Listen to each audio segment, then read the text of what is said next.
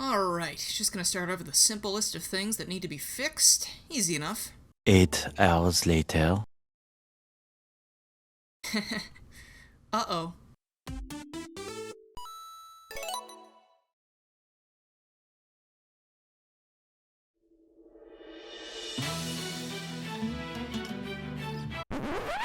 I know you're as eager as everyone else is to get on with this one, but I have something exciting I need to mention first.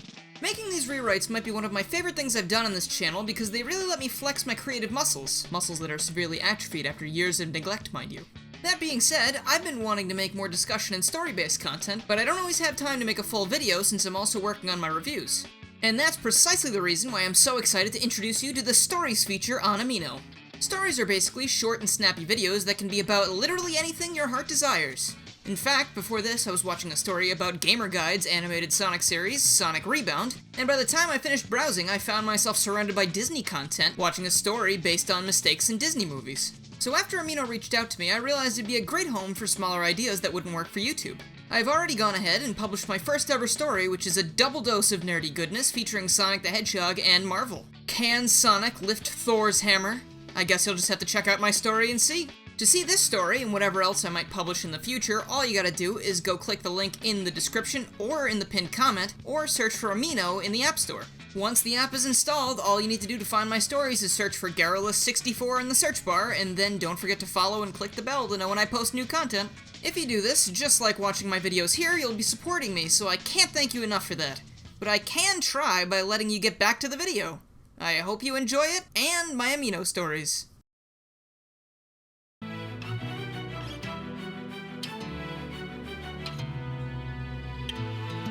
Alright, that intro might have been a little fictitious.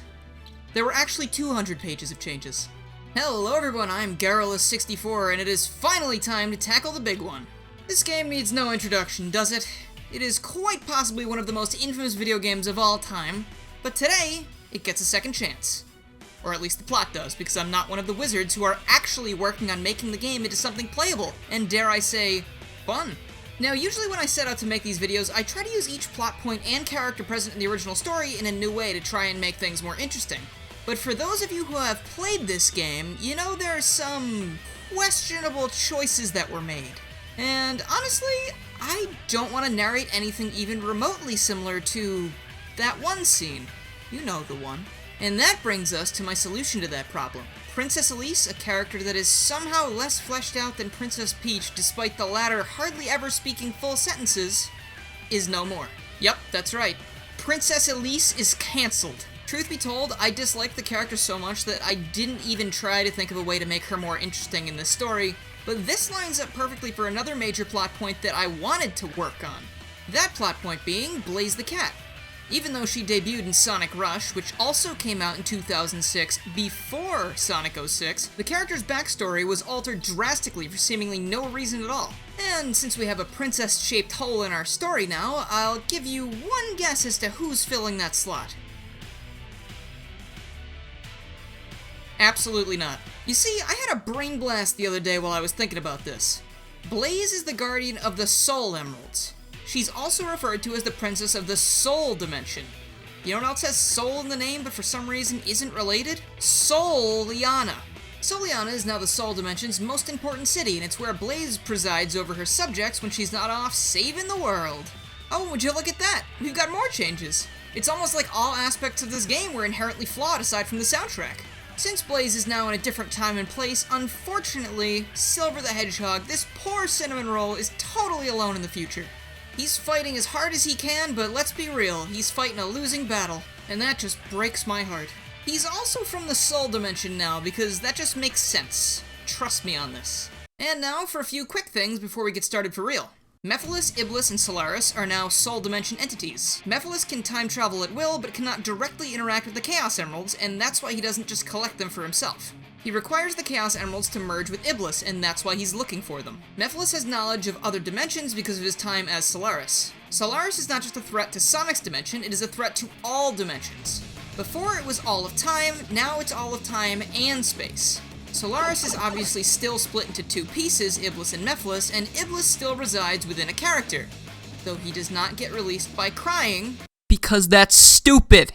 Marine does not appear in the story because Blaze hasn't met her yet, and all of the humans are replaced with animal folk, kind of like Sonic Forces, except less terrifying. And finally, perhaps the most important thing, there is no romantic subplot. The only thing I'm shipping today is my copy of the game back to fanfiction.net.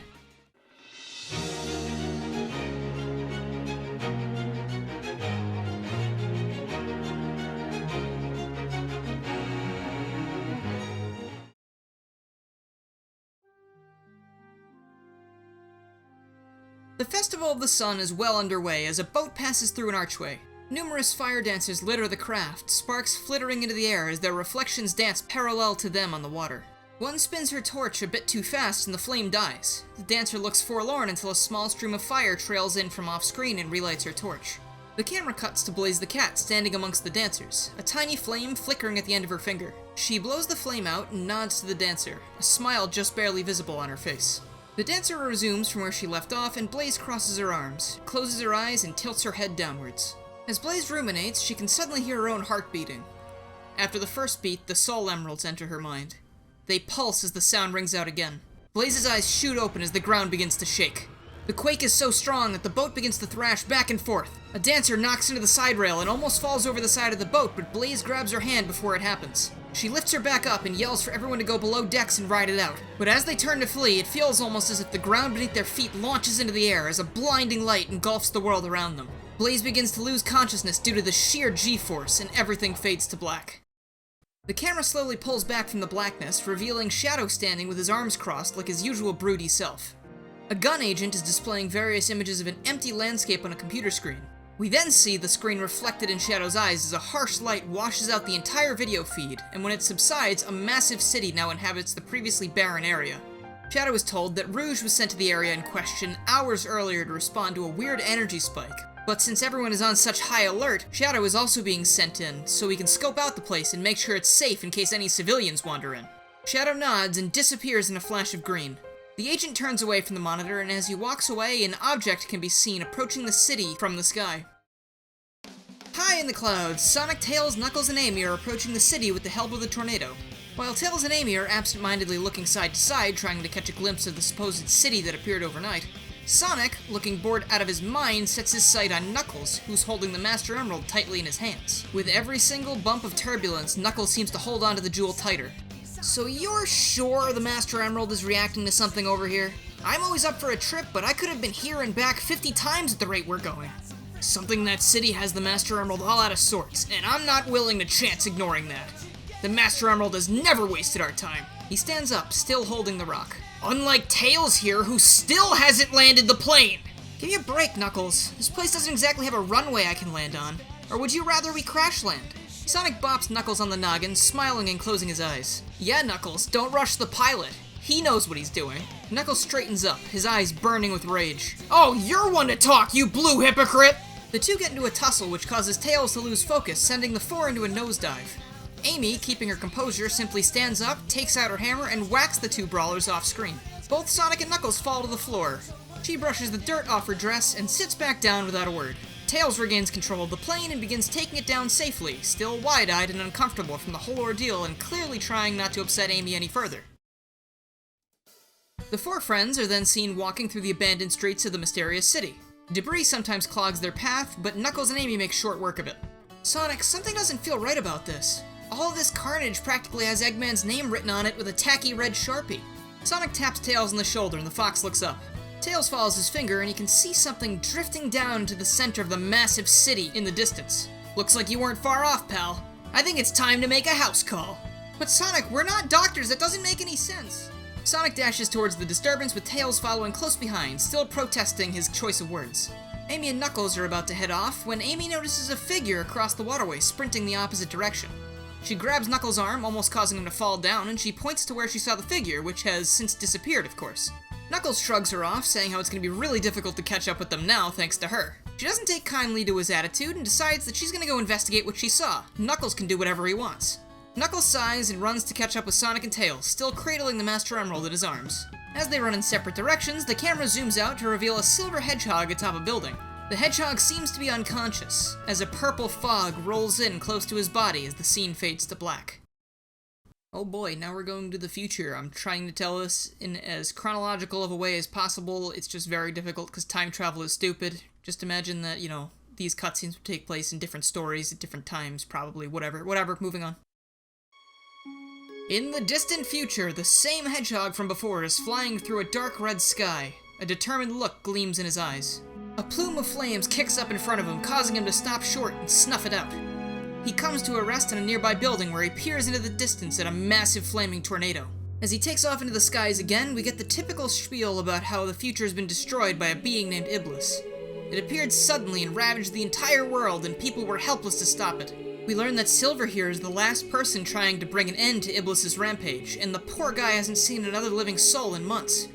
He fears that all living things have ceased to exist, and this thought burdens the young hedgehog's mind like no other. If they're all gone, is it even worth fighting? Even if I somehow win, do I really want to spend the rest of my days alone? The musing hedgehog almost drifts directly into another wall of flames. He fumbles awkwardly backwards and catches his breath. With an exaggerated arm movement, he knocks the fire away. That was a sign, Silver. You still owe it to everyone you lost along the way to see this through. He eyes the tornado in the distance, and with a close-up of his hands clenching and shaking, he shoots towards the beast, growing smaller and smaller as he moves away. Silver deals the finishing blow to Iblis, and it shrieks in pain as its body falls apart. He lands nearby, watching the monster vanish before his eyes. He lets out a soft sigh, knowing that this isn't the end of his troubles. As he turns to leave, he hears a sound that catches him off guard. Footsteps. He looks around and sees no one, and just as he's ready to dismiss it as his mind playing tricks on him, a gruff voice calls out to him from above. Silver's eyes dart to the source. His mouth hangs open. There, standing above him, is a black hedgehog with gray stripes. Come now.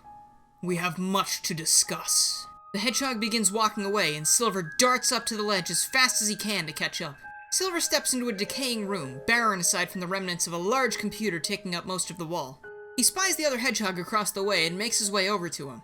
Still huffing and puffing from trying to keep up, he greets him. Hi, I'm Silver. Gosh, you're fast. He laughs to himself. The other doesn't even seem to breathe. Right. I'm a little shocked to be meeting you like this. I thought that you were the only one left. Yeah, but now that there's two of us, maybe we can finally destroy— You are. Silver stops.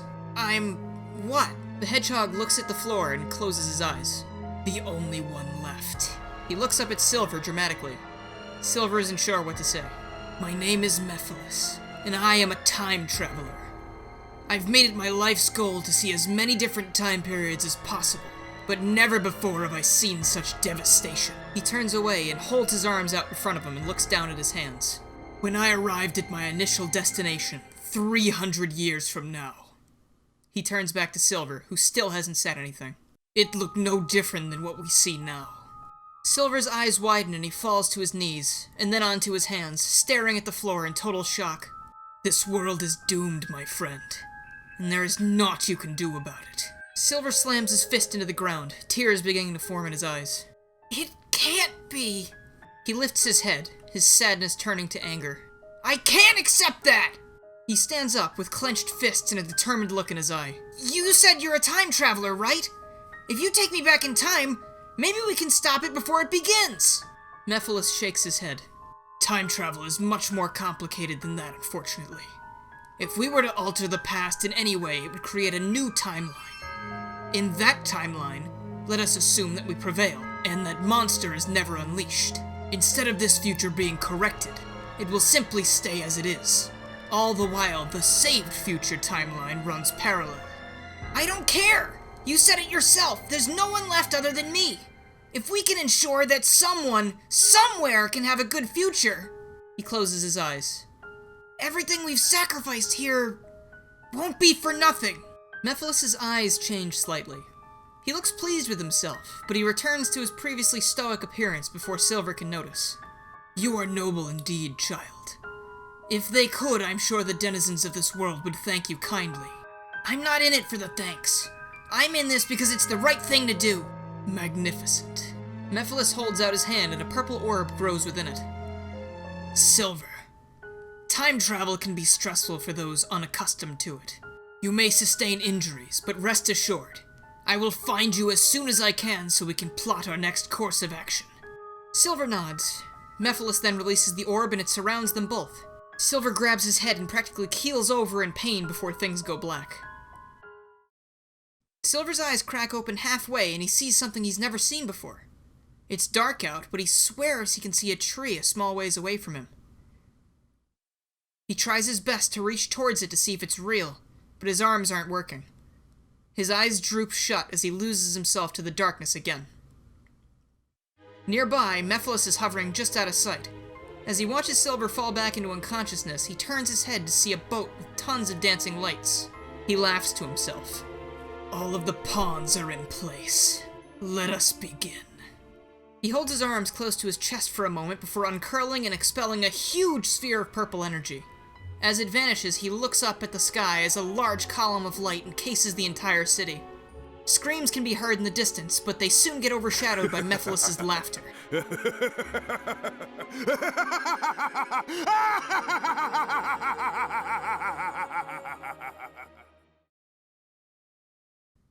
When the picture returns, we see Silver laying on the same building as before, with Sonic, Tails, and Knuckles running into the distance. Silver just manages to open his eyes and see the three speeding off, and he catches a glimpse of a shining green jewel in tow. As he attempts to lift himself, a purple fog covers him, and suddenly neither him nor the fog are atop the building any longer.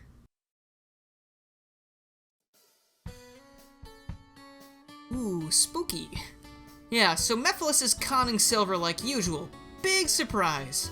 But what's the deal with Soliana being transported to Sonic's dimension? Is Dr. Eggman behind this, or was it Mephiles? Please let me know where you think the story is going to go down in the comments, and we'll find out more next time, because unfortunately, that's where I need to leave things for now. I didn't originally intend on making this video into a multi-part series, but I am very pressed for time right now because of my summer courses, hoping to graduate in a few months, finally. And I'm also taking a road trip to Canada for Con Bravo, and at the time of writing this, it's a few days from now. When this uploads, I'm probably already there. But anyway, if you like this video and you haven't already, please make sure you subscribe, click the bell, follow my Twitter, and join the Discord to keep up with more Sonic 06 Rewritten and other things that aren't Sonic 06 Rewritten, because I do a lot of things. I'd also like to give a huge thank you to my current supporters, who are The Real Quill King, Cosmic Mushroom, Silva PhD, Knuckles Channel 3 and Knuckles, The Sonic Channel 182, Nick46 Longplays, Jaded Indolent, Lucas Tallman, Nico the Person, Just Kenneth, Henry S, Mega Traffic Cone, Crystal, and Mike TGC. And over on Patreon, we've got Rob Morrison. Thank you so much for supporting, it really means a lot. If you have any interest in becoming a supporter yourself, please click the join button beneath the video, or check out my Patreon to see all the things you could get, such as shoutouts at the end of every single video and stream, or joining me on certain multiplayer live streams. Also, another huge thank you and shout out to my sponsor for today's video, Amino. Really appreciate the sponsorship, and I can't believe this is my first time I've ever had one. This is really cool. Ooh. Thank you guys so much for watching, and I will see you guys next time.